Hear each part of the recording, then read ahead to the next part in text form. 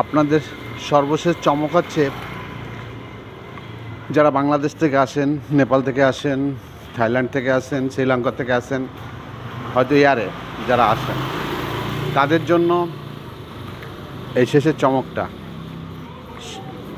এখন আর আপনাদের চেন্নাই আসা লাগবে না, কারণ এই ভ্যালোরেই আপনার একটা এয়ারপোর্ট তৈরি হচ্ছে, যার কাজ প্রায় 70% হয়ে গেছে।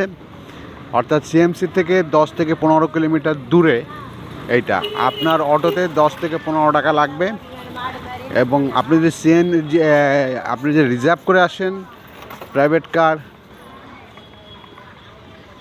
তাহলে 500 টাকা। অটো রিজার্ভ করে আসলে 150 থেকে 200 টাকা। আর যদি বাসে করে আসেন ওখান থেকে, তাহলে 10 থেকে 15 টাকা। এটা হচ্ছে থানার পাশে, ওইখানে যে পুরনো বাস স্ট্যান্ড আছে, ওইখান থেকে বাসে চড়ে সরাসরি এয়ারপোর্ট চলে আসতে পারবেন।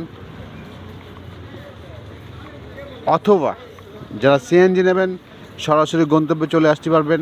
ভাড়া কিন্তু সর্বোচ্চ 150 থেকে 200 টাকা।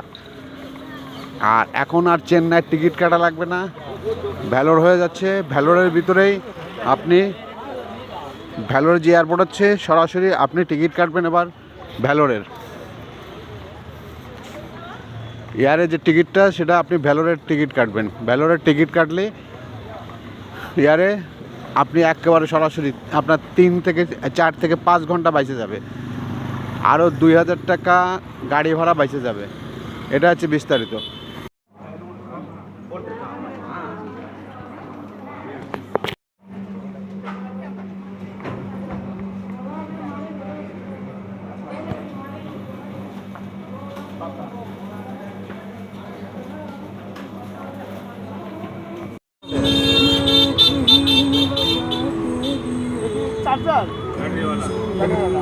अच्छा, ये कितना दिन चलेगा? 300 घंटा है। ये बैटरी की पेंसिल बैटरी कितना? पेंसिल बैटरी दीदी, क्या बैटरी?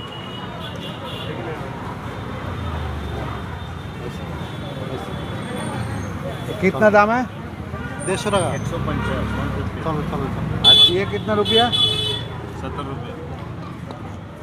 ये 70 रुपया। चलो